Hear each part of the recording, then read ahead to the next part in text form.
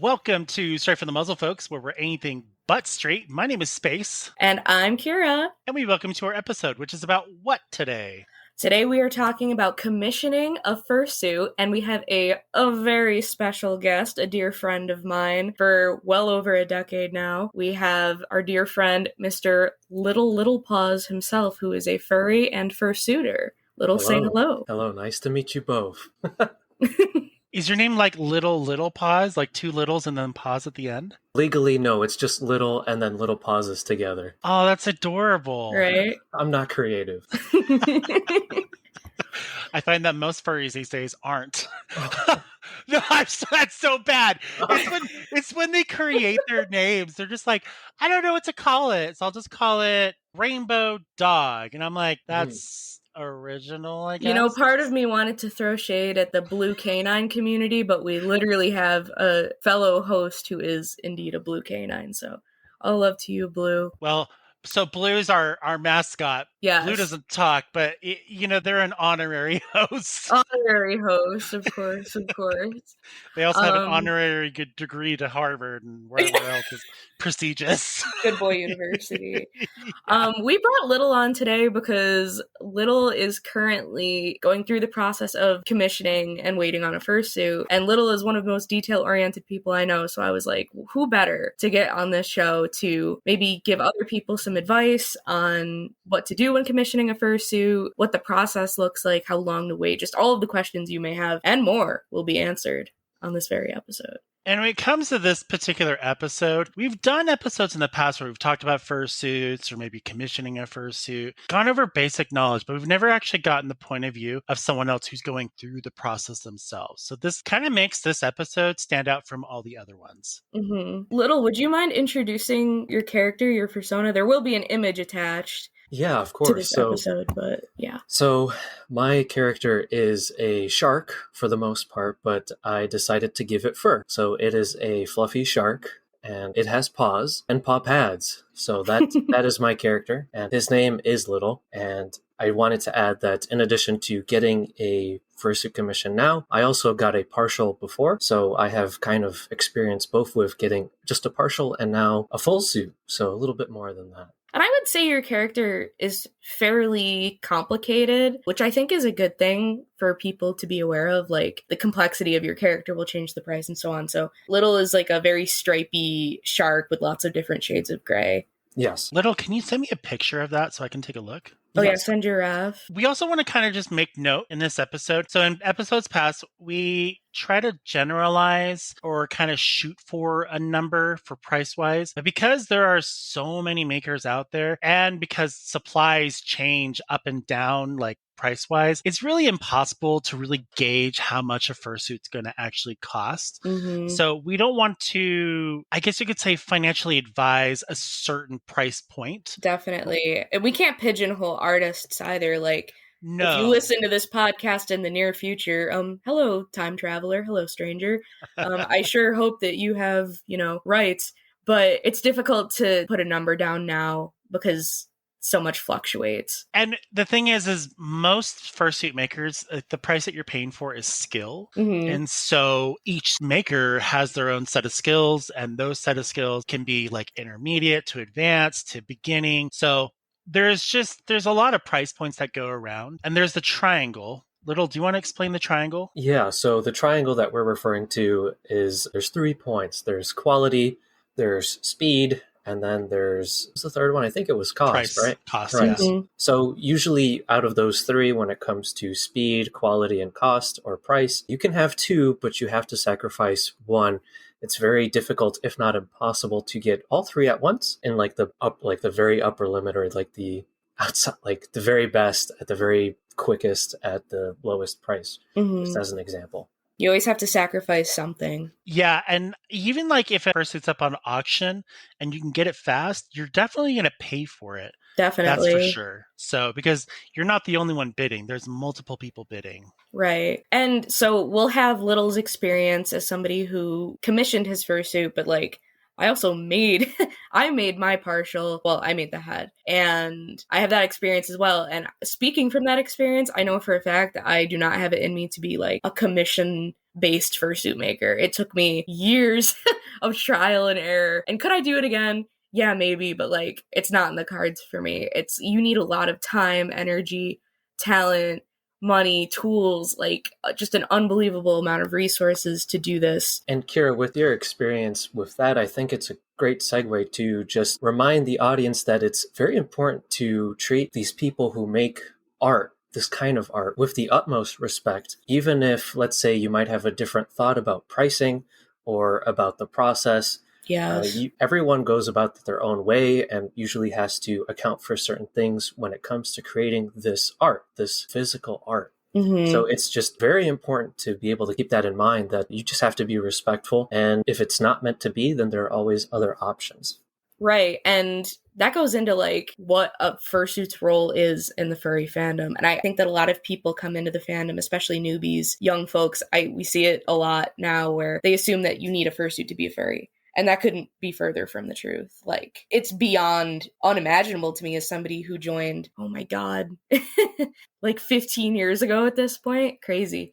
But back then, fursuits were such a rarity and a rare art piece that you displayed, as opposed to being like the first step. To me, fursuit was the last step. Yeah. The first step should be, do you enjoy the art? Do you have favorite artists? Are you going to conventions? Or even, money is not the object. It's just like, do you appreciate the art on display? And that's really important to like ground you in your first few steps before you even think of a persona, just to appreciate the fandom and its works. And in the next few sections, I don't think we really put this in there. Mm-hmm. But I'm just going to say it now. Yeah. If you go to a fursuit maker and you lowball them a price that they already have set on their webpage, that's disrespectful. Very. Don't do that, yeah, okay? That's diabolical. I would agree. Yeah. I've seen people do it. I've heard of stories, and then the customer gets offended, and it's like, I don't know why you're getting offended. The prices are literally right in front of your face. What else do you need? Mm-hmm. And like, if you're looking for a cheaper price, go for a cheaper fursuit maker. What always drove me crazy that I would see when people would do that is people think that they're very smart, and if they don't agree with the price of a fursuit, especially because with art, digital art, traditional art, it's a little more subjective. But for some reason, people can't put the same process to a fursuit where they're like, well, here's the price of all of the materials. Here's the price of the foam and the fur. Shouldn't it just be this price plus like a little bit extra? And it's like, no, the skills necessary for a fursuit are so varied and like so specific at the same time. Not a lot of people could do it. Like, you could be an exceptional seamstress and not be able to make a fursuit. You could be an amazing artist and really struggle with making your first fursuit. Like, you need a lot of different skills combined to do something like that. And when people lowball or they say, oh, it's the price of materials, it's very disrespectful. You do not need a high quality, one of a kind art piece to join the fandom. If that were the case, it would be a very different place. Right. And kind of to think of it like this, I pointed this out episodes prior. Think of a fursuit maker compared to artwork that you see go on sale at like an auction. Art and fursuit making is subjective and is only personalized to the person who's buying it. So if you've ever like watched those videos where someone will bid like $10,000 on like someone who painted just a circle, I don't know why. People just will raise the price because to them, they feel like that's the price that it's valued at. And yeah, they see the value in it. The value in it is also different. So it just depends. Art is subjective. It will always be subjective. Mm-hmm. And this is a fandom that only survives off of art. We don't have a movie, a video game, a comic. Like, we have just the art to keep ourselves sustained. So by supporting artists in the community, you're directly keeping the fandom alive. Like, you are keeping the conventions going. Even if you spend $5 on a commission, you are keeping the fandom alive. So see it like that. See it as an end goal. See it as something you should spend a lot of time and care and consideration. If you are to commission a fursuit, choose a good maker, communicate, wisely, be respectful, be patient, be kind, all of that. But I'm getting ahead of myself. Yeah, we're going to go over all those details. But for the start, I think it's also important to mention that a fursuit, usually at least when I talk about a fursuit, I kind of mean a partial. Mm-hmm. But it doesn't really just mean, a partial. It could just be the head. Right. Or something like a full partial. A tail. Or, a tail. Or even a full body, right? A full suit. So there are different types that we will be going over let's go over the most important thing in general. Mm. What is a fursuit and what is its role in the fandom? Oh God, how to even define it? A fursuit is a costume? Question mark. Mascot. Yeah, it is. My way to be silly. Yes, it's an outlet for silliness. Yes. Typically, it's of your character, your persona, and by wearing you're representing. It's like a Halloween costume. Yeah. Custom Halloween costume, essentially. It couldn't be. They're all one of a kind. No two are exactly the same, thus making them a way to display, how you want to be seen in the fandom. Basically, when you kind of get joined into the fandom, there's not really any way to join it. You just are in the fandom. Mm-hmm. But generally, when you're kind of discovering yourself in the fandom, you usually create what is something that represents you or something that you wish you were or whatever. And you put those thoughts down and then you go to an artist and they create a persona for you. And that's kind of like your fursuit on paper that represents you as a person in the fandom. Going from that, if you want to go further from that, then you can take what's on paper and actually create something that you can wear. Yeah. But I always consider a fursuit to be the last step or latter step in the furry fandom process, not the first part. Definitely. Because, yes. I mean, the thought of me having a fursuit of my first persona makes me want to die. Because, I made that character when I was 12. Likewise. So it's if I spent all of that money on that character, I would be a very sad soul. Which, more power to her. She served her purpose, and now she is dead and buried and gone because, it is what it is, and people grow and people change. But yeah, I think it can be a good thing to wait. But there's also the case where a lot of people will have a fursuit that isn't their persona. And that's because a lot of times makers will, in their free time... Make pre-makes. If you do a pre-made, if a maker does that and puts it out for auction, it kind of gives them more leeway into how they spend their time making the suit, because if it's a commission, somebody's waiting on that. But if it's a pre-made, you can kind of do it on your own time and then put it out for auction whenever. So don't assume that everyone's fursuit is their persona inherently. And the caveat to doing a pre-made, buying a pre-made, is that there are stipulations that go with it. You may not have freedom of how you can control this character going forward. You may, but you can't change the design of it. Yeah. So think of it this, a pre-made is a bargain buy that you see at Walmart on Black Friday. Yeah, and it's you go and you buy it, right? Yeah, you go and you buy it, and then it's yours. It's yours. It's exactly kind of like how that process works. Now, not to shame, fursuit makers, they're smart. They know that pre-mades will probably sell faster than commissioning a fursuit because they're ready to go and they can make easy money here and there. Yeah, it's quicker turnaround. Well, yeah. If I were to just butt in for a moment, I actually got a partial too. A pre-made, excuse me.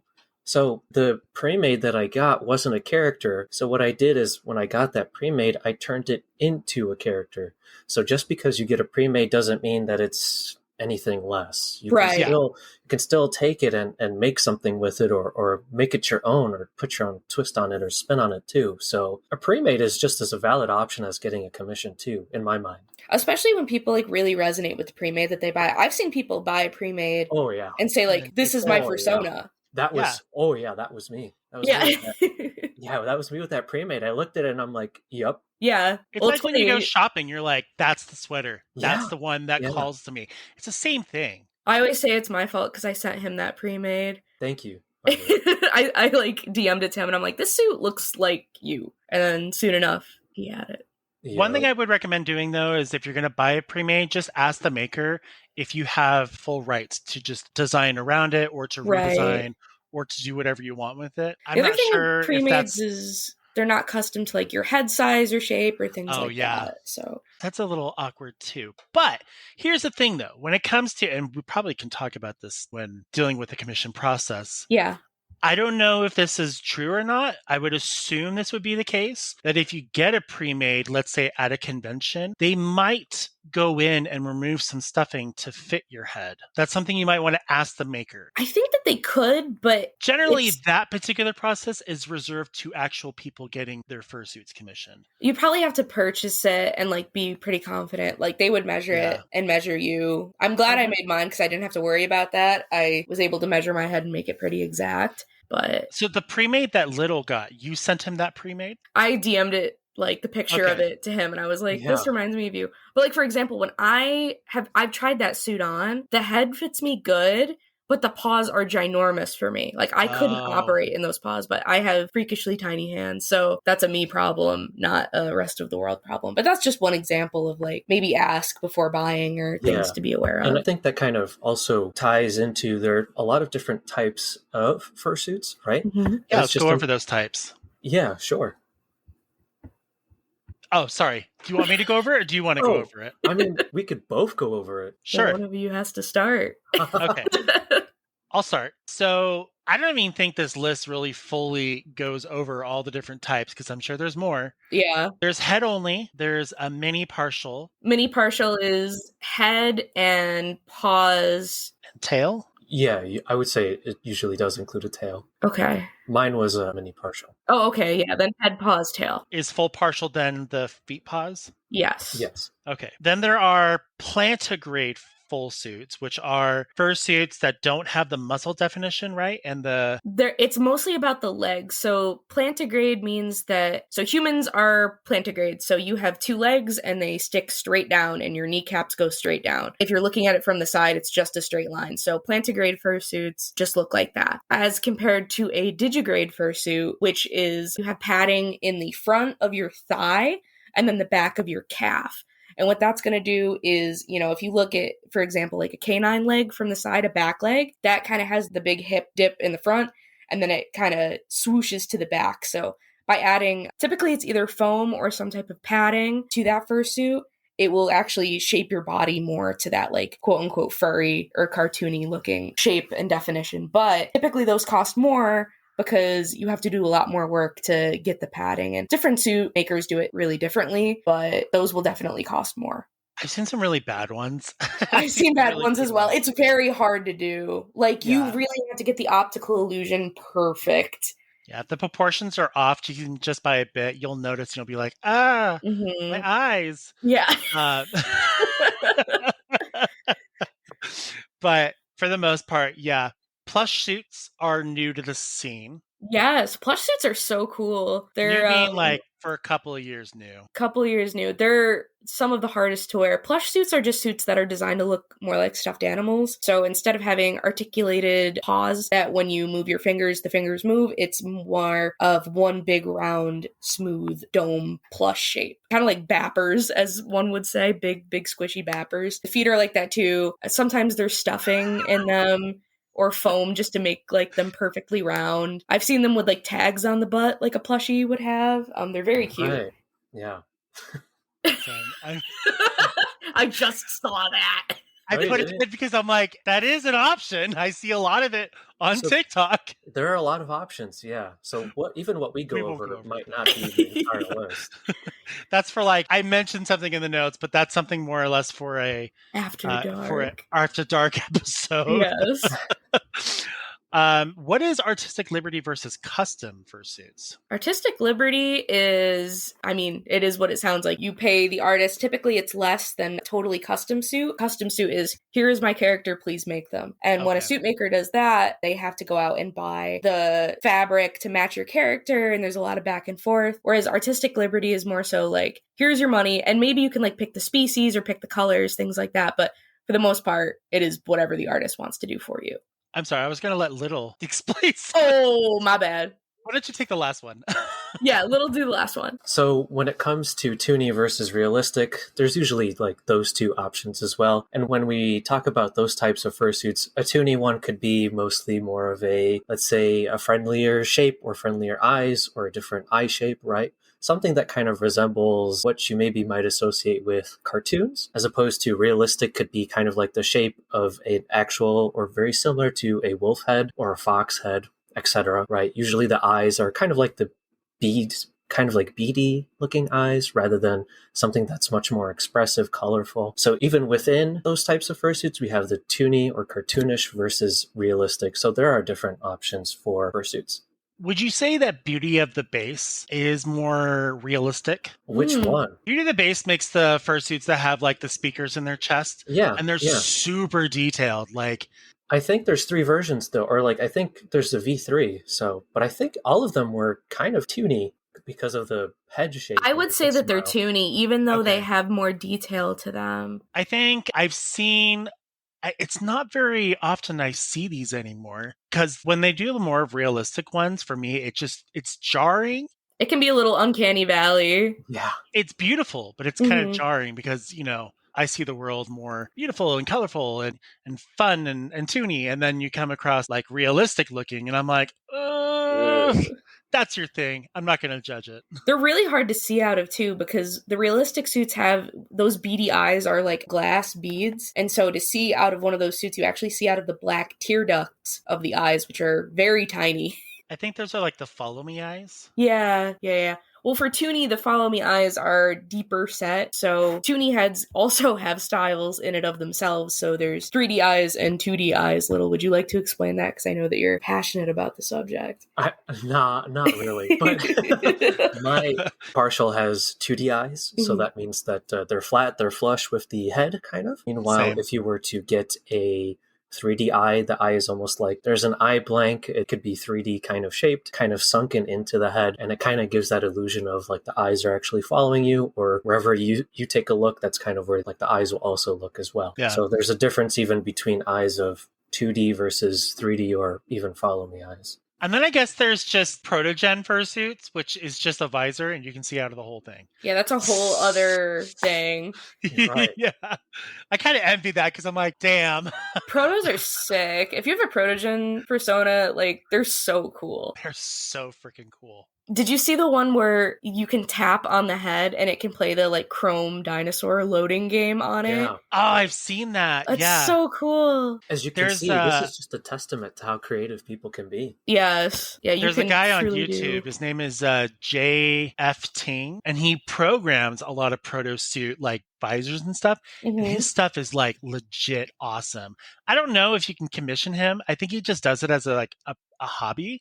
But either way, his stuff is like so cool. That's awesome. We'll have to link it. Now that we kind of know the different varieties of fursuits, let's go into deciding how to commission a fursuit. Ooh. So I'll let one of you two kind of go over this particular thing. Well, Little, you're the one who just has gone through this process, so... Yes, that's correct. So I could go over, I guess, my thought process of when, because I commissioned it somewhat recently, right? But in my mind, Anthrocon is in July. Mm-hmm. And it is underwater themed. And if you remember my character, it is a shark, which typically is found underwater. Typically. Typically. Not this time. Oh, well, there's some exceptions. He's breached containment. So when it comes to, if you want to commission a fursuit, having like a deadline could be pretty helpful, or like an idea, right? You're not married to that deadline though. And it's important to still keep in mind that even if, let's say, I wanted to do Anthrocon, there's still a possibility and a chance that what I would like may not get finished. So it's always good to keep that in mind, that it is a piece of artwork and it does take some time. So even though I had an idea that I wanted it by Anthrocon and I gave some time, like notice, and I reached out in January, it's still good to know that there's still a chance that it actually might have to be pushed out. So just something to keep in mind when it comes to commissioning and timing of commissioning. I would actually say that your wait time was exceptionally short. Yes. So what I did when it came to the timing, I actually looked at the maker's Trello and it was quite empty, right? And I mean, it's important to communicate. I reached out and I asked if they would be willing to do this commission with that deadline that I had in mind. And being able to see that queue being so low or queue being so empty and having that timing in my mind, it was able to start that conversation and it went forward from there. And something to keep in mind too, depending on each fursuit maker, the queue time will vary a lot. So sometimes you'll get lucky and you'll be the next person or you'll be third in line. And other times you'll get across those fursuit makers that are so popular that their wait time is anywhere between 1.5 to 2 years. Yeah. So you have to ask yourself, do you really want to wait 2 years or do you want to try looking for another option that better fits your needs? Or you could look on the Dealer's Den, which is another great resource. That's where most fursuit makers will post auctions. So if you really need a fursuit really, really fast, check on there. You could do an auction. You could just do like a buy now situation, but that fursuit is already made. So. And Kyra, I'm actually going to jump in and stop you and say, before you even try to get a fursuit like that, just out of the blue on the Dealer's Den, it's important that you have the money. Yes. Oh my God, yes. So as we mentioned at the beginning, we are not here to give financial advice. We just can't. But I think it's very important to actually budget for this or for a fursuit, especially if you're going to commission it or purchase one from an auction or just a partial that might be available to buy at a convention. It's crucial to be able to budget for it because you do not want to go into debt. You also do not want to skip meals. As we mentioned, a fursuit is not required to be a part of the fandom. Yep. So you should not go into debt for it, in my opinion, at least. Yeah. Don't eat any ice soup for a couple weeks just because you want the fursuit really bad. Right. But fursuits are expensive, and they should be. Like, simple as the artists deserve the pay, but yeah, you should expect to wait a hot minute and to pay a hefty sum. Generally, when I go to a convention, I'm not going to the convention to buy a fursuit. I'm going to the convention to attend the events, and I do budget out a certain amount of money to buy artwork that I definitely don't need. But I get it anyways because I budgeted for that. Right. It could be anywhere between $50 to $200. Usually not more than that, just because I don't want to take. You have to also think about how are you going to pack this thing. You know, like if you're flying and you don't have a room for your pre-made, that's a problem. That's a huge problem. Yeah. So kind of think ahead. If you're thinking that, yeah, I'm in the market for a pre-made and I'm going to see what's available at a con, pack for that, budget for it. Budget for it, for sure. I'm on the Dealer's Den website right now looking at partials that are up for sale. And it's, you know, a lot of these are like 2,000, 1,000, 2,000. And, you know, we can try and give a ballpark figure for the price of these works of almost art. Impossible. But we can say there are people who could potentially offer for hundreds, but there are also people who would do this for thousands. It's a very wide range. So that's kind of why budgeting is important. Because let's say you're able to save up over time and you found a maker that you really want to get from, then you at least have that goal and you're able to save up for it. But if you would like something sooner and your budget, it's maybe, let's say, smaller, you just have to keep in mind that still keep yourself to that budget. Definitely. I think your side suggestion below could actually play into the budgeting. So let's go into budgeting and I'll go over that little bit. Wait, what little bit? The contract. Oh, yeah. Oh, yeah. So, okay, I guess I could go over it now. When you're in the process of buying a fursuit, you're going to come across something called a TOS, which is Terms of Service. I think it's Terms of Service, right? Mm-hmm. Yeah, it's Terms of Service. Terms of service can also be known as a contract. So make sure you read that contract really well, because if for any reason you're in the process and all of a sudden you run out of money and you can't make the next payment, kind of screwed. And Fursuit Maker could go back and be like, well, you agreed to the terms of service. That's a contract. You have to pay me. Yes. So be aware of a contract. Don't just do what we all do when we download an app and we just skim past it and then hit consent. Okay. This is the one time when this is actually crucial.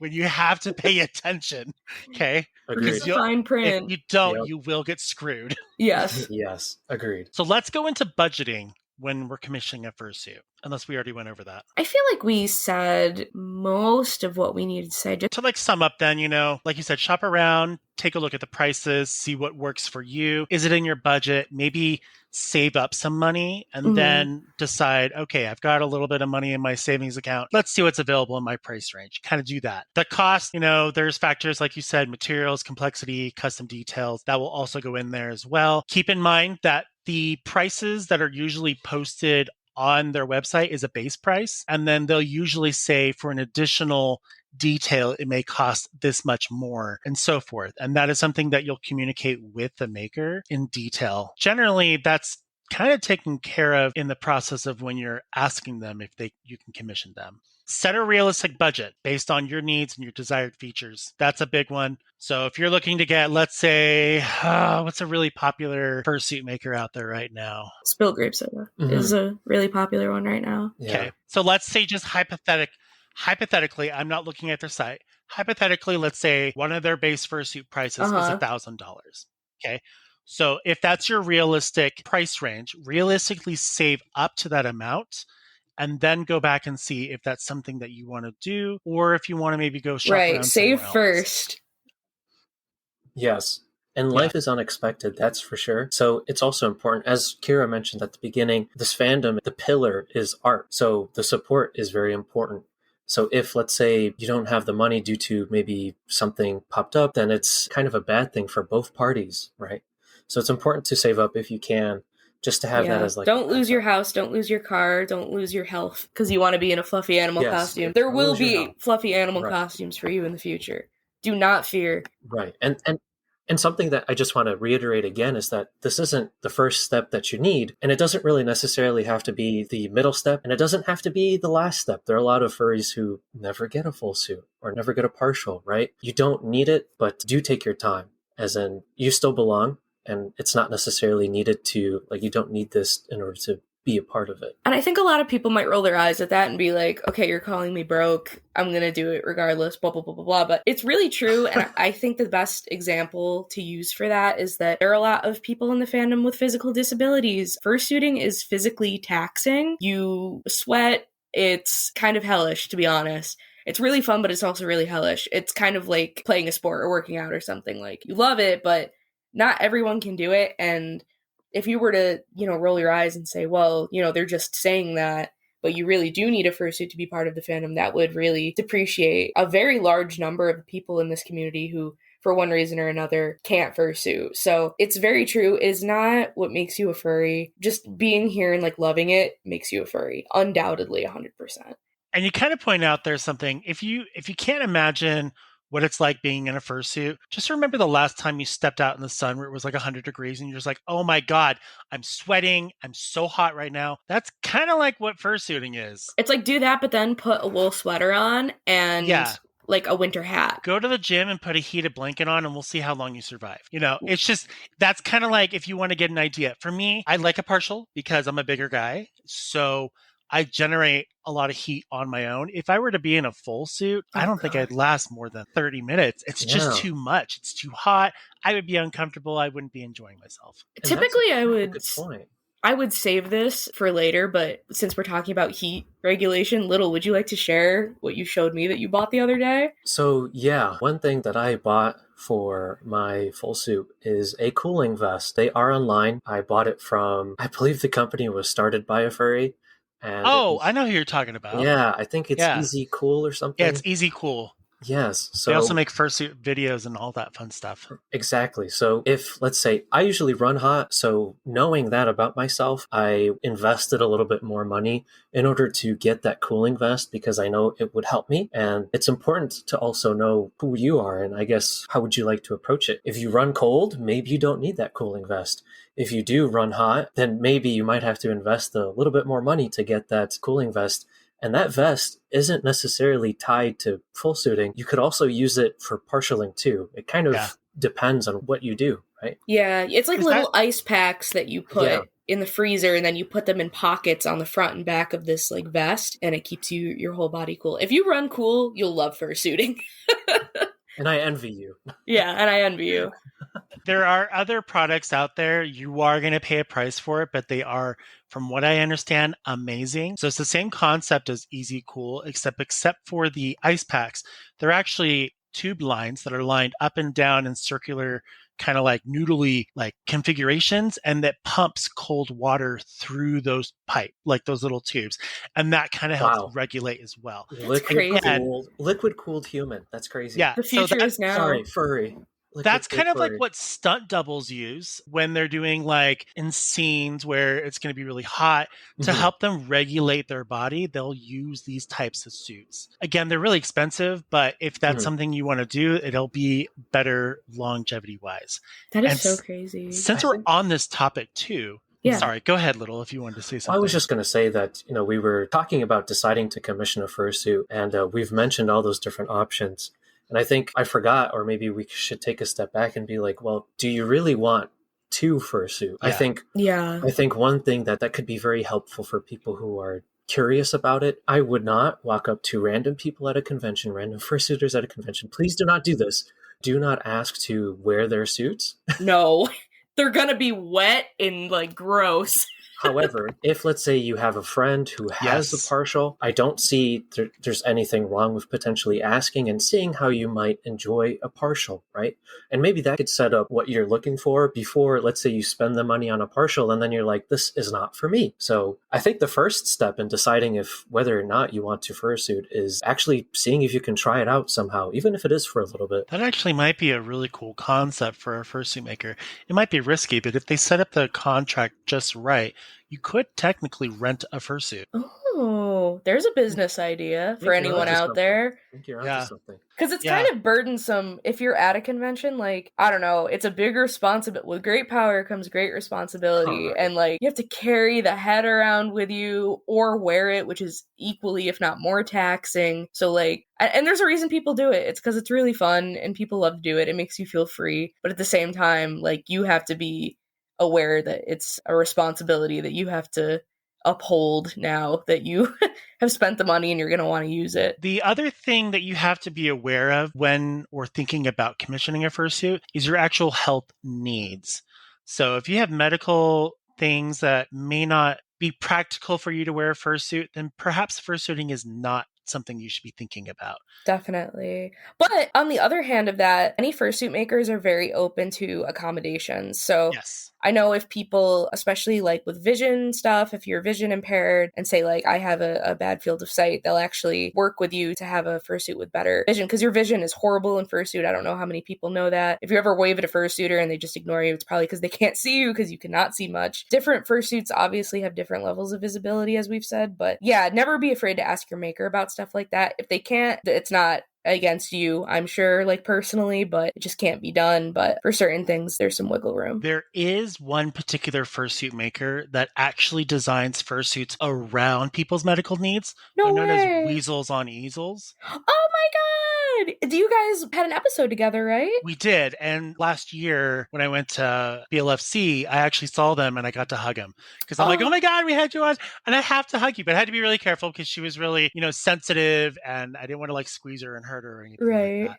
With but a big they bear do hug. design things around like fursuits that, work with wheelchairs or with heavy breathing or for medical needs. They'll actually work around that specific. That's kind of like what they're known for. Shout out to Weasels on Easels. You guys are awesome. And Weasels. Yeah. Weasel shout out as well. Always love to see that. I feel like we could move on to... Yeah, we could probably move on. The initial contact, how to start this process. You've done the moral inventory. You've searched inside yourself. You found a fursona. You found the perfect maker and you have the money saved up. So now what? This is you, Little. This is your beats expertise. Me. I don't know. What did you do? When you saved up, you found your maker. Right. You crept into their DMs, I imagine. Yeah, you already said that I found a maker. No, okay. So actually, the way that I found my maker was a recommendation through a friend. So the friend that I'm talking about is Blush Puppy. So Blush Puppy also does fursuits, and they are friends with the maker that I'm getting my suit from, called Moonful. And that's how basically I was able to see of, I guess, more options is kind of like through word of mouth, kind of like through friends. But when it comes to researching fursuit makers, there's a lot of places. Instagram is a common one. Usually if you just use the hashtag, FurTrack is a good one too. If you saw a specific person at a convention, you might be able to find their image on FurTrack and then you can see who the maker was of that suit specifically. FurTrack is great for that. I really like FurTrack for... Yes. Like researching or being like, oh, I remember them at a con, but I don't remember their name. Right. I would consider that stage kind of like the discovery stage. You look at pictures or you see fursuits that you like when it comes to, let's say, the style, the eye shape, or how the body is made, or what kind of thing that you were looking for, like a shape or how it's quality. Contoured. Yeah, exactly. So you're in that discovery phase. You kind of find different makers. And I actually, when I looked at mine, I made like a Google Sheets. Kyra's going to start laughing. This man loves an Excel spreadsheet, a Google form. It's true. It's really smart, though. But it helps keep track of, let's say, who I encountered. Because let's just say if I like a lot of tweets or if I like a lot of Instagram posts, then if I like something, I'm going to lose it, right? So if I find something that I like, I can jot down the username on this Excel sheet and take a look at it later. So kind of like taking that extra 30 seconds to save it and then come back to it later. So I made this Excel sheet or Google Sheets, And from there, that initial discovery, I didn't even look at prices yet. I just looked at what I liked in terms of style, in terms of what was available. And I kind of did some more research from there. So that initial discovery phase is kind of like you're throwing your net out there into the water, and then you kind of see who you can find and kind of gather all that before you take a closer look at them. It's kind of like a pros and cons list almost for the subject of the maker. What you like about him, maybe what you don't like about him. Right. Maybe just about the fursuit itself. Yeah. After that initial discovery, I think it's also not a bad idea to make that pros and cons, because then you have to look into the terms of service. You have to look into the prices. You have to look into the reviews of the maker, right? I think one way that you can do some like reverse research is just look up the username, just look on it online or on Instagram or X or Twitter, whatever you want to call it. Just kind of see what's out there, right? And if there's a suitor who maybe is open to conversation, then maybe you can ask how their experience was with the maker, like how I was introduced to Moonful by Blush Pump. So you can always do that extra work, make that pros and cons list of what you like, what maybe you don't like so much, and then you can just expand your list from there. My sheet had like a probability scale, but I'm crazy, right? As in how likely, because you see, I wanted it to be done by AC, right? When I found my initial makers, I took a look at their queue and I made like an estimate and see if like how likely would it be if would they finish by AC? Are they open, right? Because sometimes makers won't open until a specific time. And some makers, they don't do first come, first serve. They do kind of they pick people from a pool of applicants.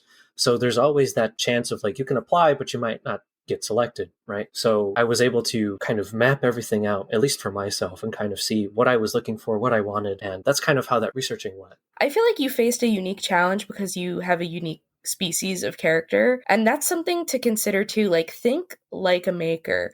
If you have a character with like maybe really difficult patterns, price could go up. Yeah. So for example, let's say you have a character that has a lot of fades in their design. Fades, so it would be like an airbrush, let's say, or a gradient is another way to put it, right? That is really difficult to translate into fur. You could either layer a million different colors of fur, or you could airbrush, but regardless, it can be very fursuit unfriendly.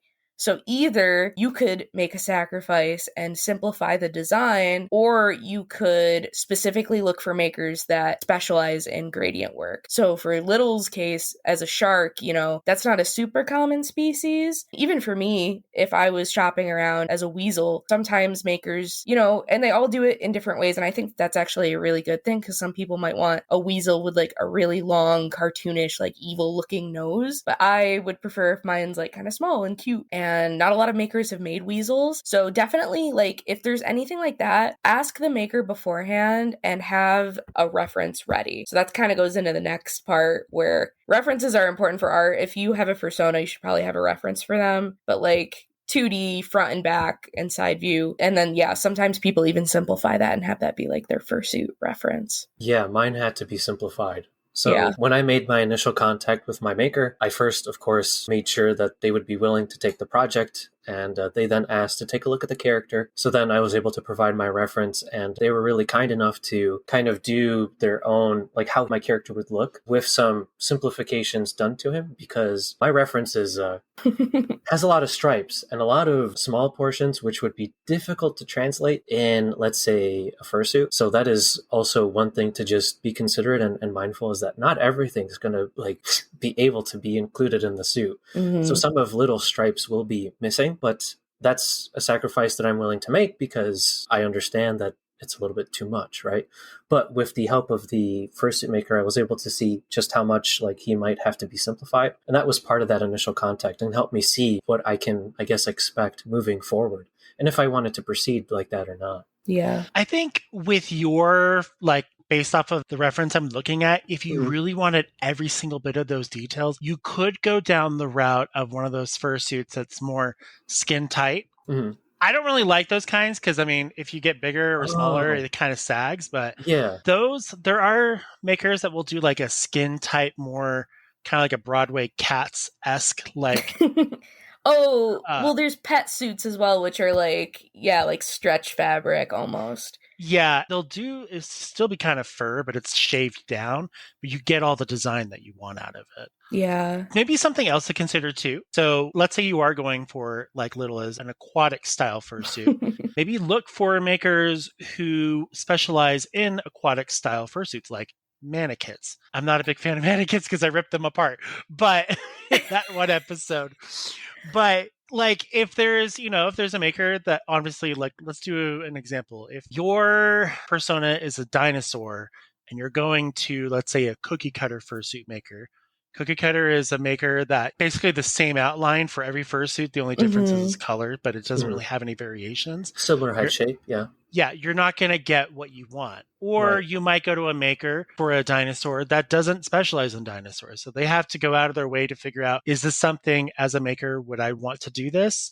Or do I want to just decline the offer and let them move on to the next one? So that's kind of something you have to keep in mind. Sometimes they will take it. Sometimes they're really excited to take it. They want to try something new because for the artists, they get to expand their portfolio. But then there's other artists who, the cookie cutter ones tend to use that like expanding foam and a head base. And so a lot of times the shapes will come out very similar. Like it's much easier in terms of the foam, but yeah, you do get that effect as well. So it's great if you want to make a lot of like canines or felines or something, but if you want like a maker that is always up for a challenge, Beast Cub is probably the one you want to go down. But there are some things about Beast Cub that are both good and bad.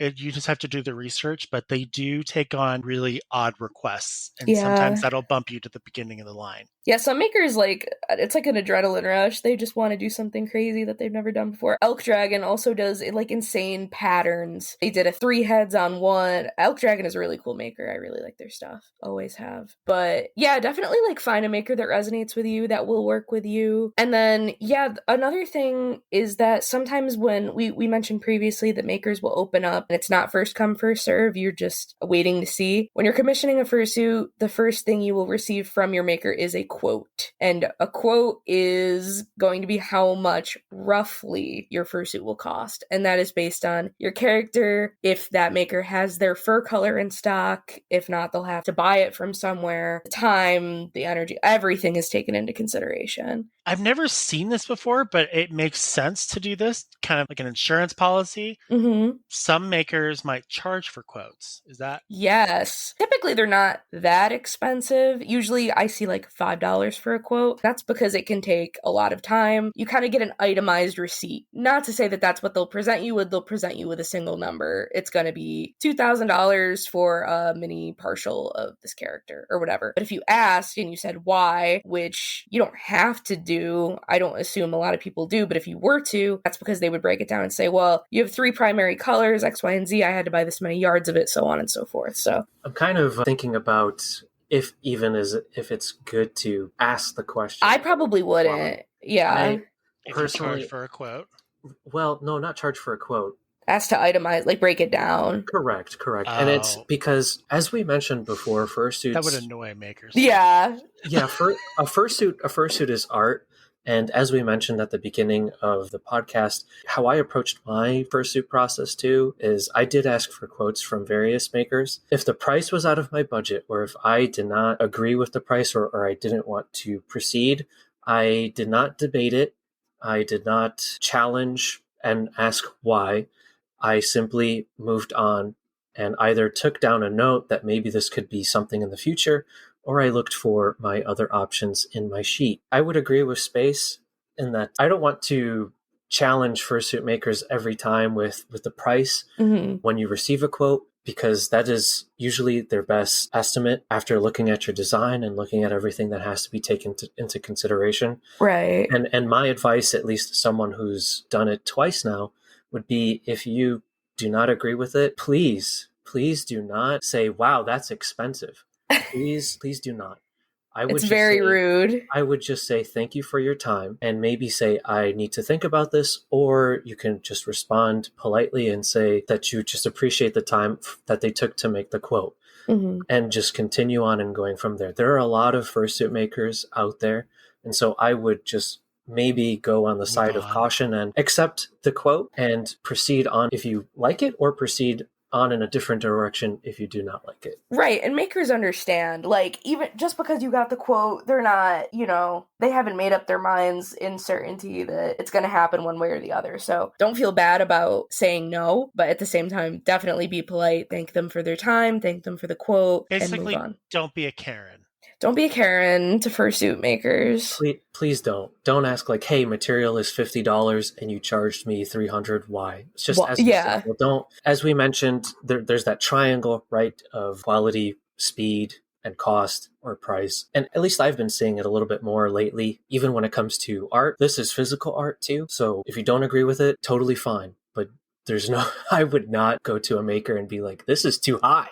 Right. That is Karen behavior. Totally Karen behavior. And something also to consider, I'm not sure how often this has happened. I know that it's happened with a few makers that I know of, where they will lock in a price and then they'll proceed forward with the commissioning process. But sometimes the fur will cost more or the cost will cost more, but they've already confirmed with their customer, this is what the price is. So they actually have to go out of their own pocket to make up the difference. Right. That's not always the case, but that can happen. Exactly. Another reason to be grateful for them.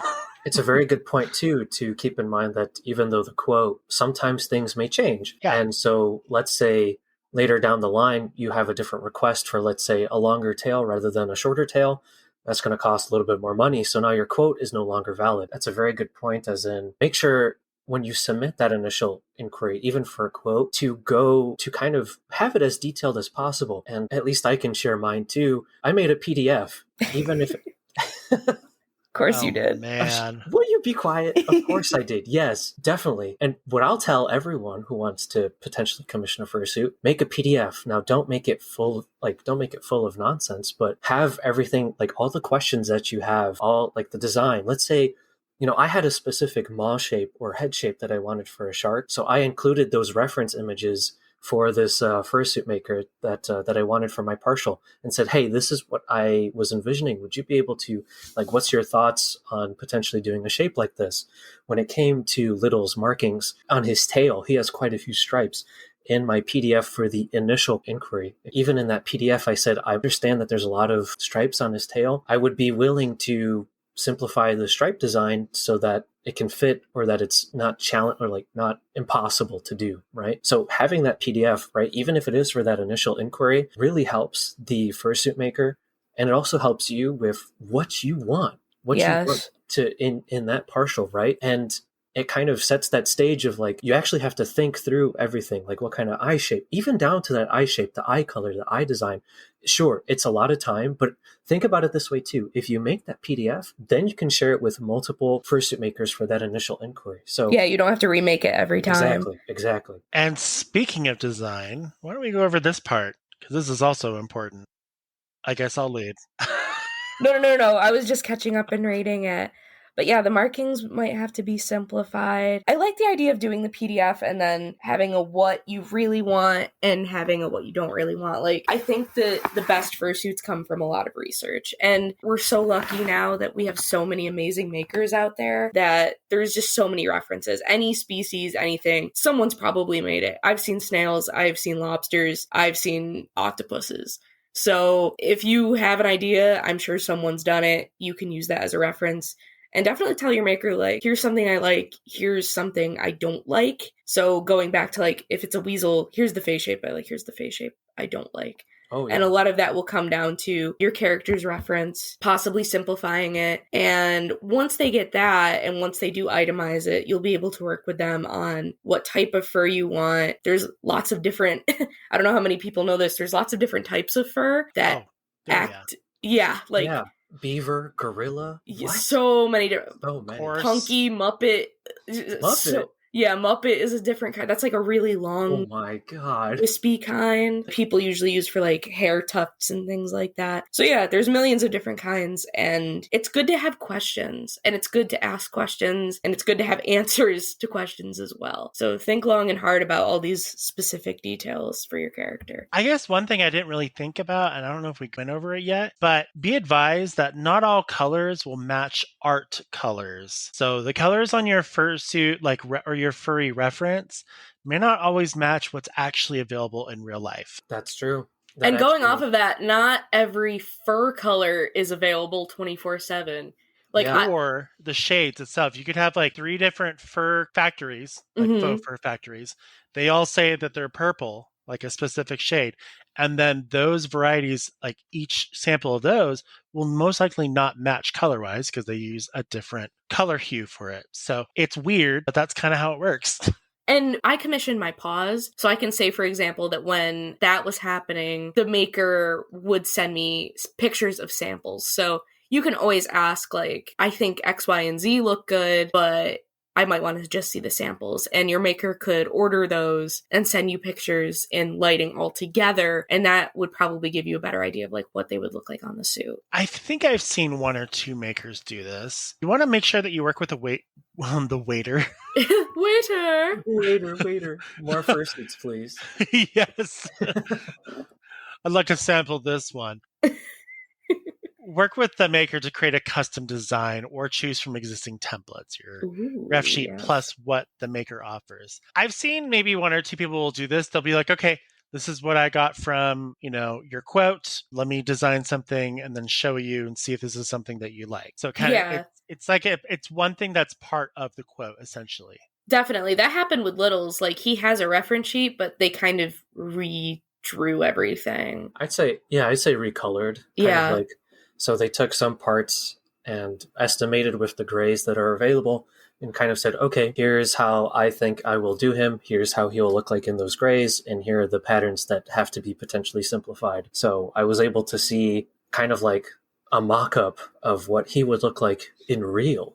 Did you like the first mock-up? Yes. At least I know that he is kind of complex. So I know that I wouldn't be able to have everything a part of him. So it's just something that I totally fine with. So when I got that first mock-up, it was exactly what I wanted in terms of like, he does look like him, to me at least. And so I didn't have any changes. But I know that if I maybe wanted to add a little bit more stripes, maybe with some extra cost and maybe potentially extra time, or maybe not possible at all. I have never really asked that question.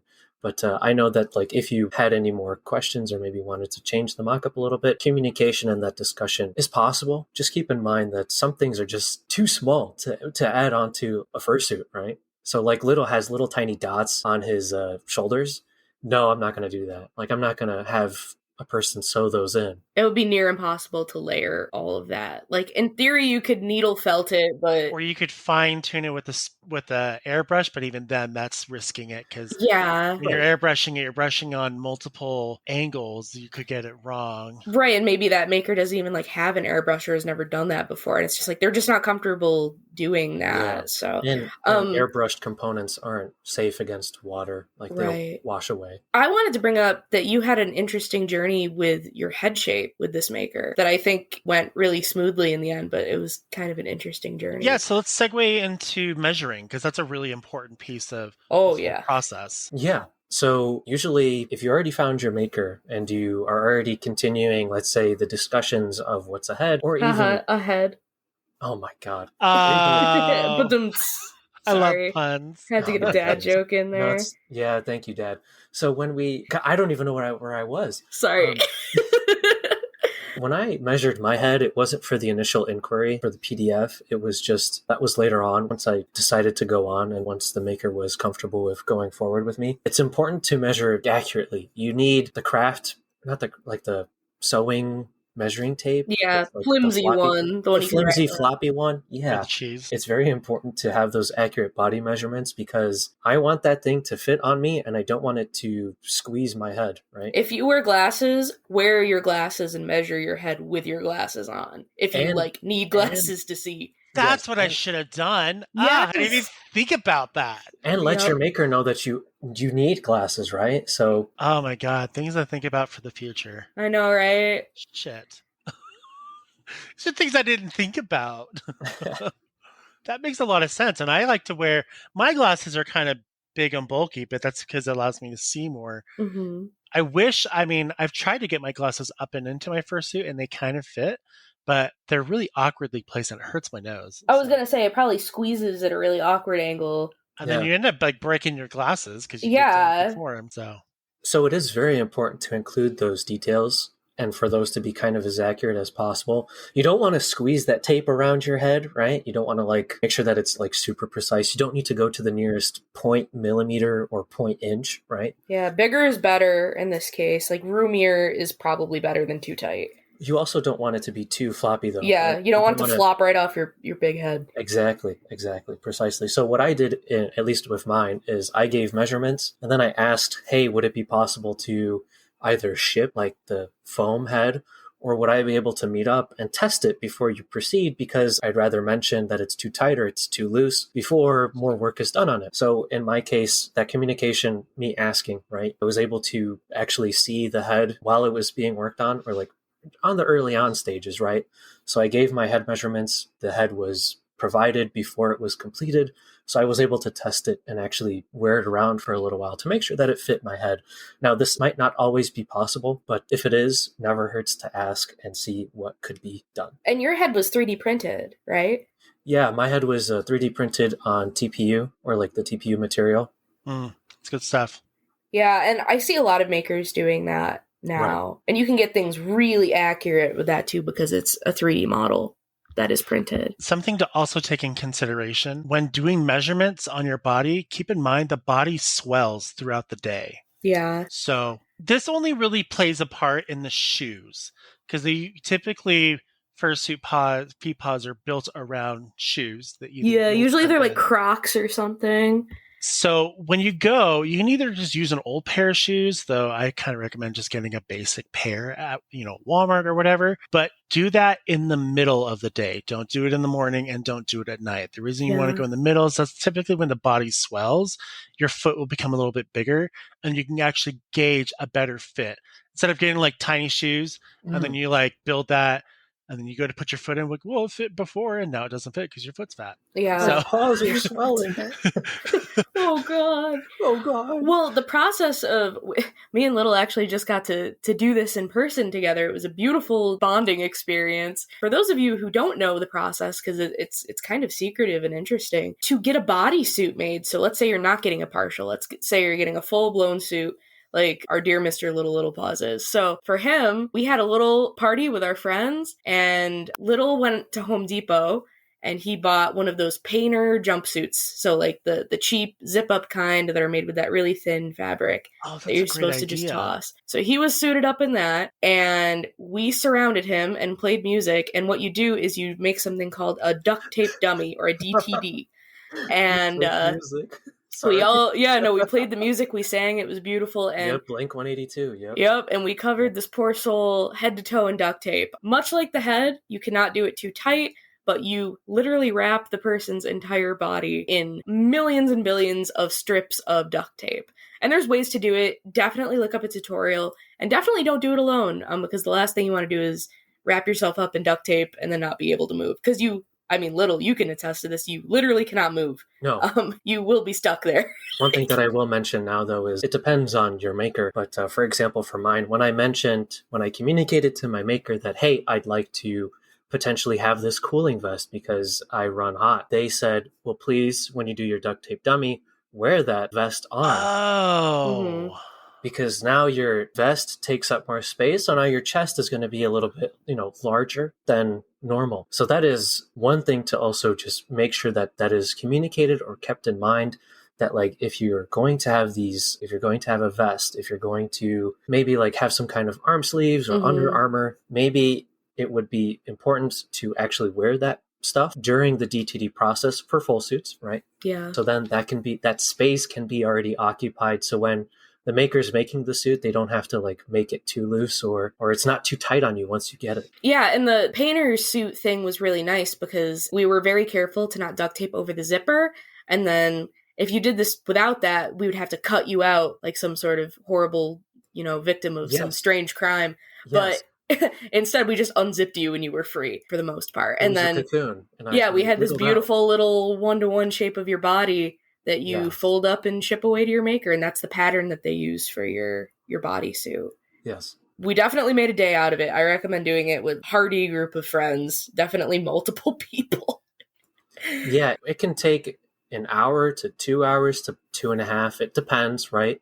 It's important to stay hydrated because duct tape is not very breathable at all. Yeah. So when you're encased in this tube of duct tape, it's very important to communicate even to your friends, right? Be like, hey, I need water, or hey, like I had like these, what did I have? Like window poles or like the curtain poles to hold my hands up. Oh yeah, yeah. You had Yeah. like sticks to hold your arms up so you Yes. didn't exhaust yourself. That's hilarious. Exactly. So those are, I think we followed a tutorial online also by Split Grape Soda. So if a maker recommends that tutorial, do follow it, right?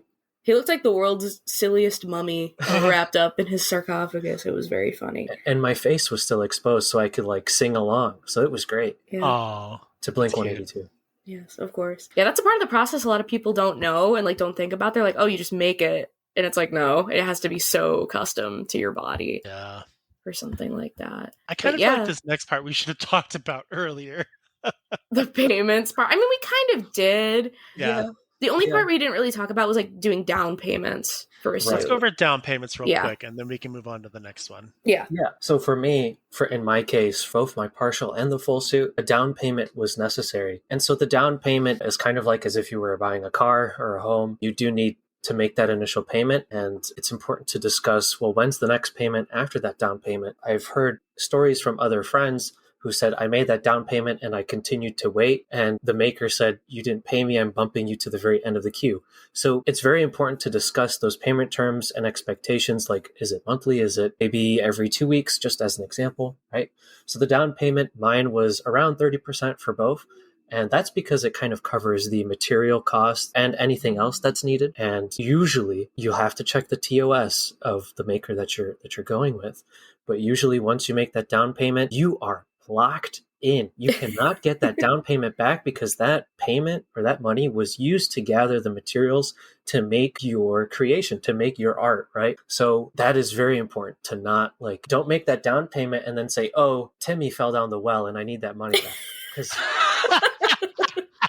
That's such a great Poor example. Timmy. poor Timmy, right? Like, I need the money to make a ladder. The fursuit maker is going to say, sorry, I can't give you the money for the ladder because your fur is behind me, right? Timmy's stuck in the duct tape dummy and we can't get him out. Poor Timmy. In the well. Sucks. That In the well. sucks. In the well.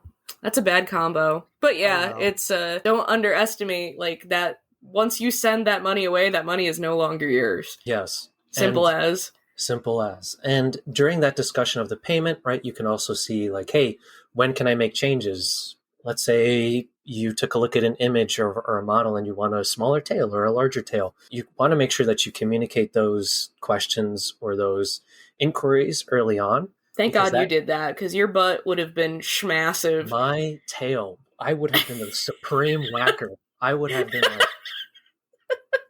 if someone were to call my name, okay, I have a tail with my partial already.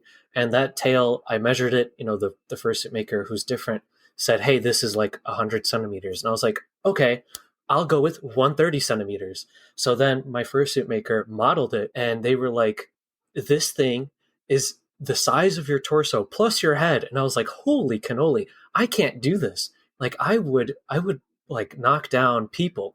Yeah. You would be like a kaiju at a convention. You'd Yes. be truly monstrous. Like Truly.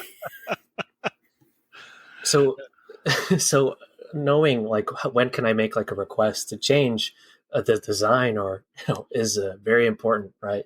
That played a part of it. My tail is smaller now, I promise. it's still ginormous, but not nearly as Perfect. gargantuan Okay. as it once Perfect. was. Yeah, it's not as massive. What about during the process itself? How important is it to stay in touch? Oh, I message my fursuit maker every day at noon 01. So sorry, 12:01. I'm kidding. Okay, I was gonna be like, God, I know you're like your maker I know must you're hate like- you. really like your Excel sheets and your PDFs, but I didn't think Yes. you were this. Yeah. Type So A. actually on Telegram you can send scheduled messages. I send a scheduled message at 12:01. Yeah, 12:01 every single day. Every single How's day. the suit coming? How's the How's suit the coming? suit coming? Hey, how you doing? How's the suit coming? Just I feel kidding. like I just be communication like- is important if there's like a legitimate thing to say, but like don't just be like, "How's it hanging? Yeah. Are you How's working on it yet?" How's the weather? That's not appropriate time to ask about the weather. Right? Yeah. You leave that for the con elevator. God. So on a more serious note, when it comes to communication, staying in touch, I kind of asked my maker that too when I made that down payment. I said, all right, how often would you like for me to reach out if I have to? Should I reach out weekly, bi-weekly? I would never weekly, but I still wanted to ask, right? And my maker said, hey, if I don't send you a message and it's been a month, please do poke me. They said that they will probably still be working on it, but that's kind of, they wanted that to be sure, right? Other than that, that's kind of that limit I set. I'm not going to send anything, maybe a meme. I'm kidding. No memes. It's good to know because you kind of have to trust that process. Yeah. And they sent from there on, they sent me updates on their own. So that's how I kind of went with it, right? And most makers have a Trello or something similar where like you don't have to ping them and be like, hello, where are you in the process? You can just look at the website that they update, not just for you, but for everybody else who's kind of watching and waiting, and you can track it that way. So you don't have to go out of your way and constantly ask. Right. Depends on the maker, though. Some don't. Yeah.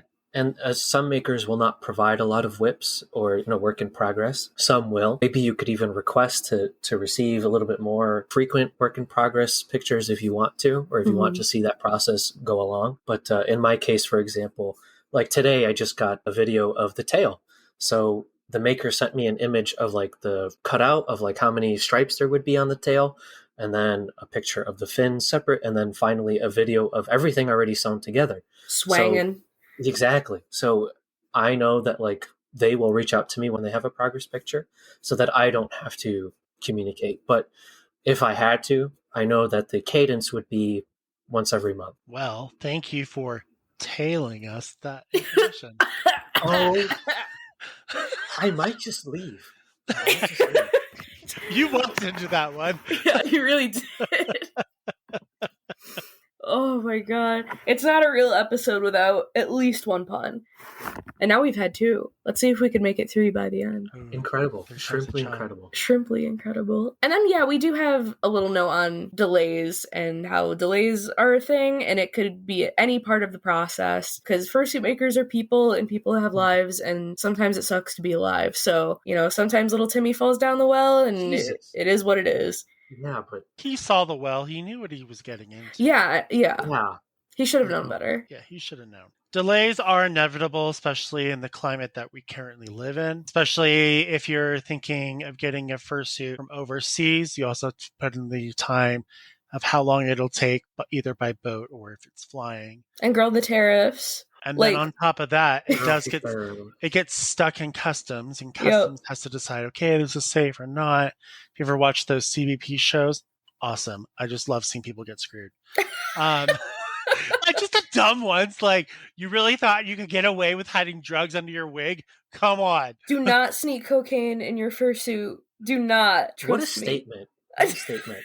Officer, it's just baby powder. It's to keep it fresh, baby fresh. It's dry shampoo. Oh my god. But then, once that fursuit gets to you, then we get the whole receiving your fursuit part. So let's give her shipping. Yeah, shipping. Oh, it can be the scariest part. No matter how far away or how big or how small, shipping is a cost that you should consider in your full process. Like, shipping a fursuit is always going to be expensive, because fursuits are big and heavy and freaking ginormous and a pain in the butt. So just take that into consideration when you're pricing everything out. Especially, not to interrupt, but especially if it's abroad. Yes. Please. Abroad isn't like a woman? Abroad. Oh my god. Abroad. That's 3. Ba-bam.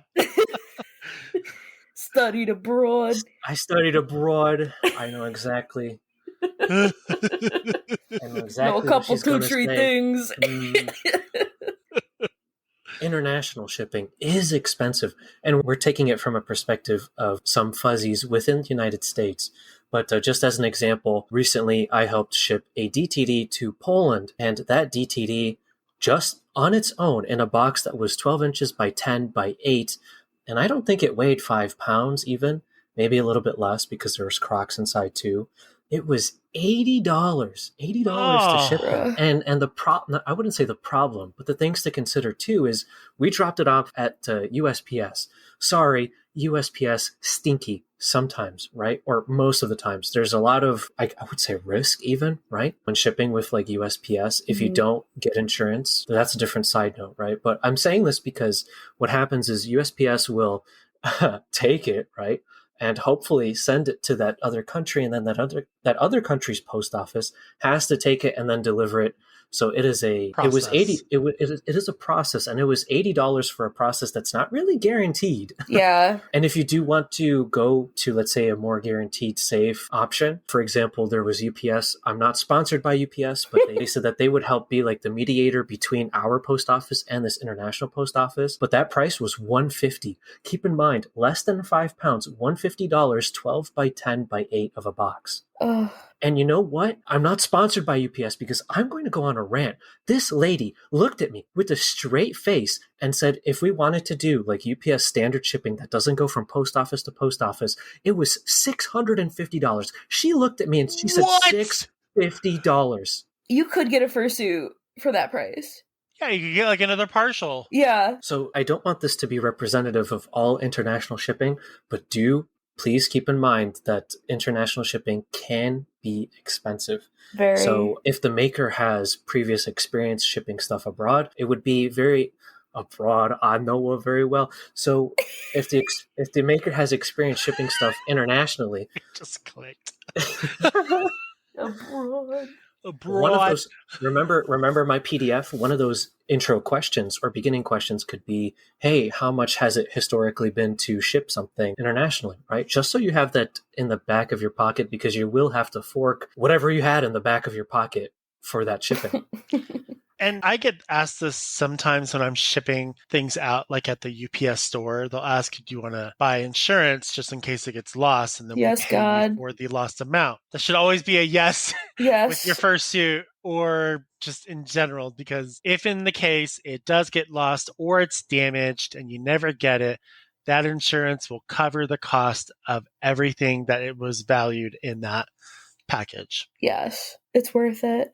Yeah. Your fursuit is worth it, Diva. Spend the extra few, dollars. It's so worth it. Couldn't be more worth it. And if it is possible, always ask for that tracking number, whether it be domestic within the United States or, if possible, abroad. Oh my goodness, internationally. Abroad. Sorry. Or even if it's international, if there's a tracking number, just so you can at least have some kind of traceability for that package. And for the love of God, don't get mad at your fursuit maker if it's expensive. They can't control it. Like, there's nothing they can do about it. Have some mercy. They don't want it to be high. You don't want it to be high, but alas, it could be a variety of things. It could be local, state, federal. It could be out of the country versus like based on their country or their town. There's nothing they can do about it. Yeah.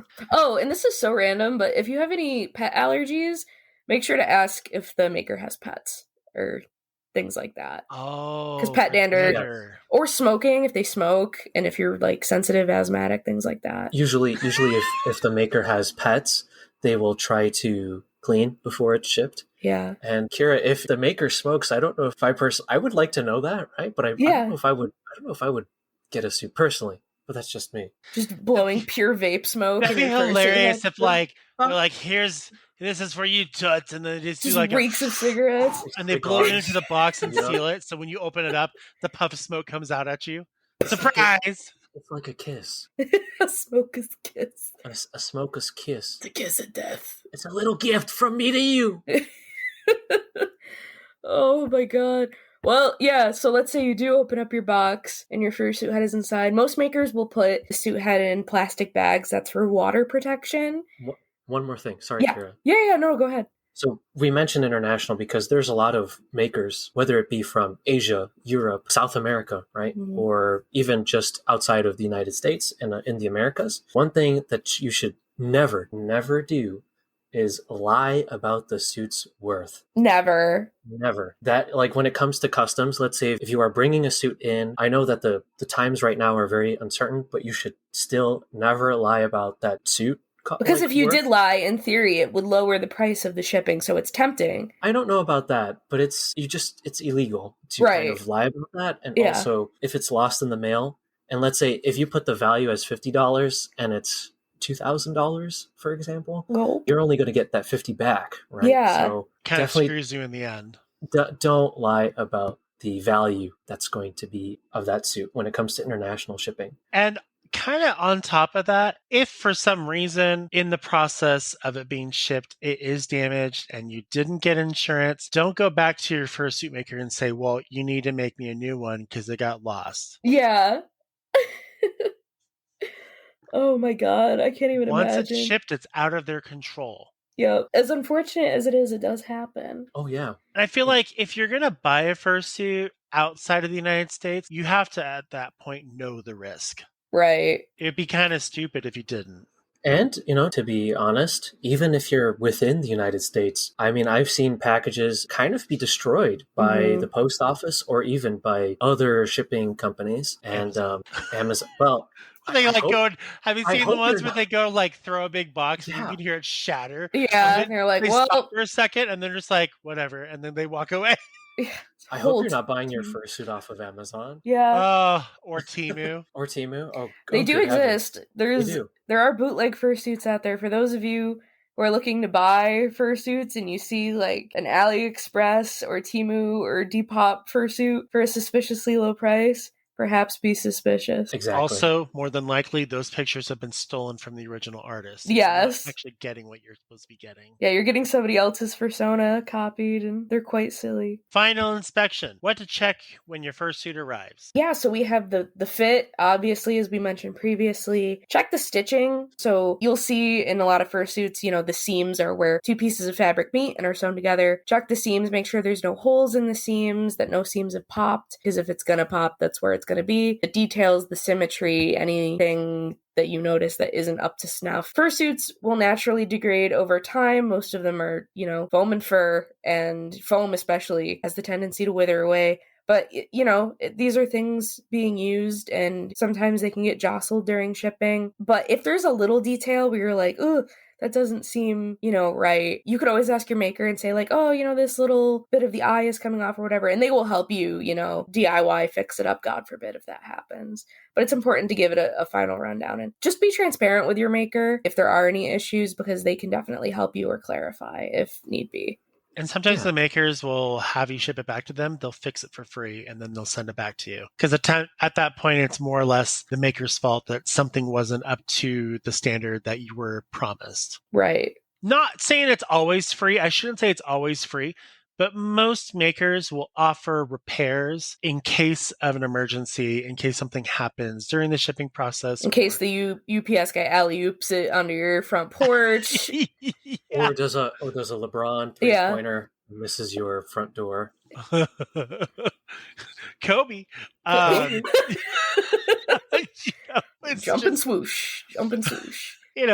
That's also something to kind of do during your research to see if that's something that they offer. And you can also ask the maker as you're commissioning them if that's something that is on the table.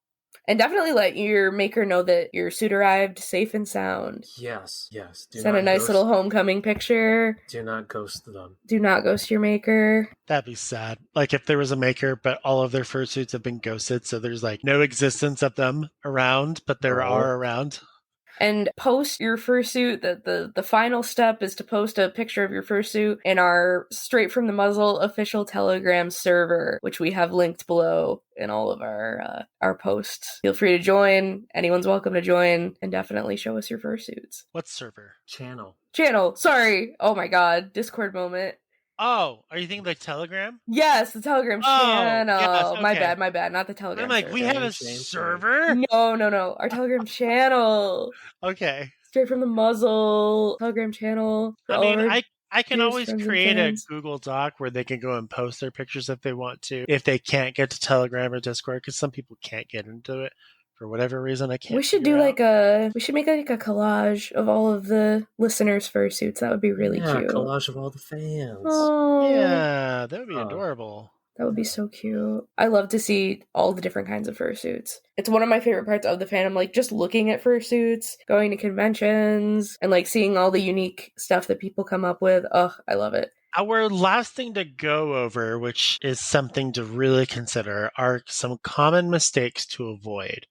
Who wants to go over these? I'll do the first one. First one is simple as not doing enough research. So we mentioned a lot earlier, like researching your maker, researching what you want. A lot of times if you fall short of that, your expectations will fall short. you will get out of what you put into this, undoubtedly. If there is something you know in your heart that you don't want, but you're just like, they'll be able to read my mind, my maker will. They won't. Nope. Don't, shorthand just because you're lazy or you assume that, well, they're the professional. If there's something for certain that you know that you in your heart don't want, you don't want a certain face shape, you want digigrade legs, like you need to specify and work with your maker through that. Don't be short, give full, robust answers. Put a lot of thought and care into this because your maker's putting a lot of thought and care into the work that they're doing for you, and you'll get a much better result. Wait, it almost it almost sounds like making a PDF of everything together might not be a bad idea. Maybe you aren't crazy, Little. Maybe other commissioners should be more like you. Thorough. That could be like a business model right there. Go around, offer makers, hey, I've got this PDF. You buy it from me for like $50. It's yours. Go for it. And then move on to the next one. A template. Yeah, a template. Yeah. Yeah, you can commission Little to make a PDF for you. Do not contact. No, Do not contact. Do not contact. I'm kidding. But yeah, I think making a doc is great. Just like putting everything in the world that you want in there and then more. And that also really helps with like later on. I think it can be kind of annoying to like constantly ping and be like, oh, actually, I want this. Have it all in one place.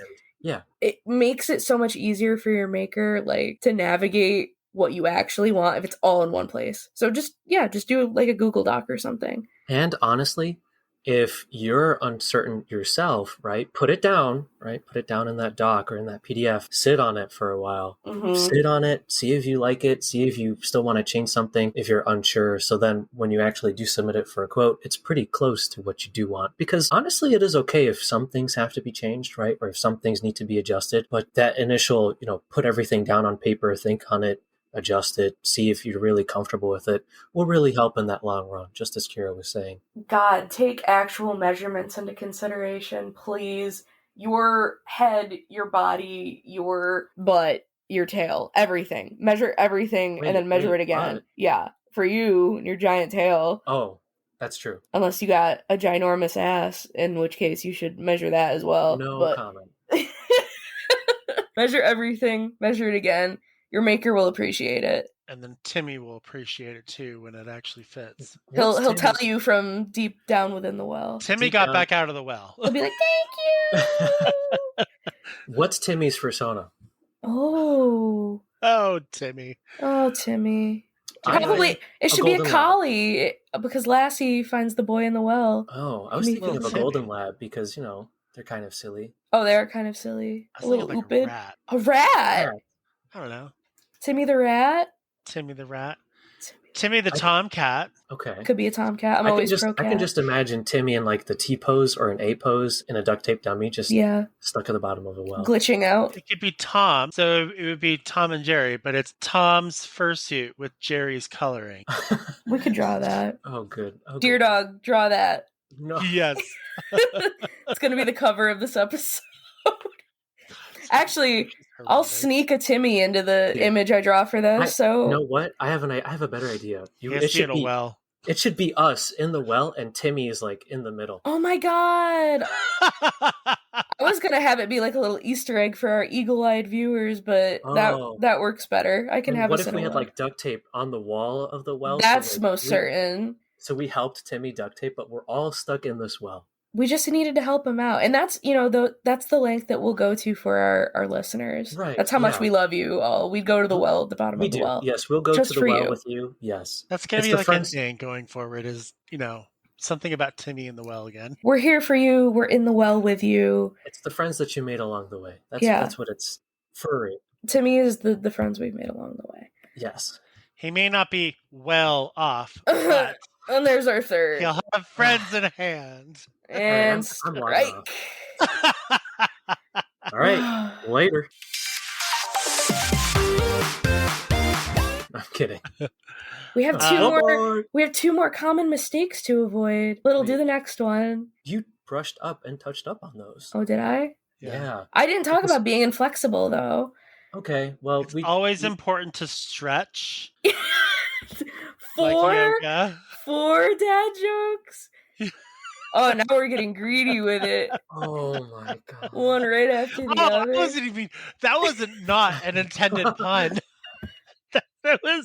I was legitimately joking. Like, I was just thinking, like, flexible, stretch, do Gotta something. stretch before you fursuit. That is true. Hydrate. Oh my god. Oh my god, hydration. That's a different episode. That's a different episode, That's but a different if you're in fursuit, drink water. So setting unrealistic expectations, kind of like how I alluded to throughout the episode, is that, you know, with my patterns, with the stripes that I have, I walked in knowing that he's going to be simplified. So just kind of had to be aware of that. And I couldn't really ask for the moon because of that, right? So a common mistake is setting those unrealistic expectations, especially when it comes to your budget, timeline, or even character creation or simplification. And then, of course, Kyra talked about the last one is being inflexible. If you are going to be a Karen, that you're going to be a very difficult person to work with. Yeah. We mentioned it before, but fursuit makers are people as well. There will be mistakes. There will be things that might have to be fixed, and there might have to be some extra communication. Kyra mentioned it before, but fursuit makers can't read your mind. So it's important to share your thoughts and also see it from their side too, see it from their perspective, and try to maybe be flexible to any suggestions or, let's say, changes, right? So if your fur is purple and it's like a slightly bluer shade because none other exists, and you start flipping tables, I don't think that's a good idea, right? You have to be a little bit flexible. Be a little bit flexible with this because it's a unique, one-of-a-kind piece of art somebody is making for you. So you're allowed to be specific in what you want, but also be flexible in the restrictions set out by the maker or the fabric company or a higher power, to say the least. Just make sure not to die over the coloring situation. Yes, don't die over the coloring situation. You didn't get it, Kyra. That was another pun. Because of dyes, color dyes. D-Y-E, dye. Oh my god. That was a good one. They always come towards the end. Do you guys always do this? Yes. No, yes. Yes. Don't say no. It's 100% yes. We do. Yeah. Always up to shenanigans here. Before we close up, Little, would you like to plug any socials you have? Hold on, let me pull it up. I mean, when it comes to socials, my blue sky is LILPWS. So Lil Paws. Likewise, my Twitter handle is the same, LILPWS. I thought there's an underscore in there somewhere. No, there is no underscores. Not on either. Fake fan. I do have an Instagram, but I have not been posting on that yet. But I will be once I start going to conventions and taking fursuit pictures. Yes. When it comes to what are my plans this year, Anthrocon's the big one. Even if I don't have my full suit, if you do catch me, if you do see a shark that is, oh man, I don't want to say for people to start hunting for sharks, but if you do catch me, you can ask for a little gift. I'm pretty sure I will have some in my bag. I have little trinkets that I like to pass out. So ideally, I will also be there in Fisher woman's attire. Yeah. So if you see the both of us, please say hi. Please say you're a fan of the podcast. I'd love to say hello. So let's do that plug then, Kyra, right? So if that full suit is going to be done for Anthrocon, then I will be in full suit, probably dressed up as a giant shark, right? Maybe not giant, but a big shark, probably a big tail, right? So just be careful. Don't tug it. Thanks. Kyra will probably be a fisherman, fisherwoman, and passing out some of the goodies that I have. Goodies in my chum bucket, baby. Exactly. with the fisher hat, with the yellow. I'll have a rod and everything. It'll be a sight to behold. So we're doing it for the bit. So definitely, if you do see us, say hello. We're very excited. We're very excited. July 4th of July weekend. Yes. Okay, they're good. I'm like, time-wise, I'm like, oh, shoot. I hope I have this out by then, but we'll have... Oh, absolutely, yeah. Right. We have time. Yeah, he doesn't even have his bodysuit yet, but by that time, he will. I'm excited. I'm looking forward to it. And thank you so much for coming on. I've known you for 1,000,000 years plus one, and I'm just a bag of bones. I've known you for 2 hours. Yeah. Well, it's funny because, like, I feel like we were furries without fursuits for so long, and now we both have suits, and it's like we've come full circle. Isn't that crazy? It's so crazy to think we've known each other, and I mean, we've always had this end goal in mind too. Maybe don't want to say end goal because this is not the end. Our story is still being written, but true. It's just interesting to see that when you and I met all those years ago, we were like, one day we both want fursuits together. And actually last year, you and I were at Anthrocon together. Yeah, we were. It was my very first convention ever. And this year we're locking in and it'll be crazy and fun, and I'm very excited. So am I. Any final thoughts, dear Space? Don't be a Karen. Have fun with it. Do your research. Yes. If you see Timmy, just say hi and walk away. Yeah, he's fine down there. It's okay. He deserves to be down there. Yeah, he does. Yeah. Great stuff. Anyways, you guys know where to find us. It's at From the Muzzle on Blue Sky and on Twitter, because I refuse to call it the other one. And then you can also find us on Telegram as well. That information is always available down below. If you have issues getting into Telegram, just let me know and I'll see if I can send you a custom link or whatever. You could also send us emails at talktothemuzzle@gmail.com, and then we'll read them on our next Fangasms episode, which is probably going to be in about a month or so. Awesome. Hooray! Yay! Hooray. Yippee! Until next time, everybody. Oh, goodbye. Bye-bye. Bye-bye. Bye-bye. Bye-bye.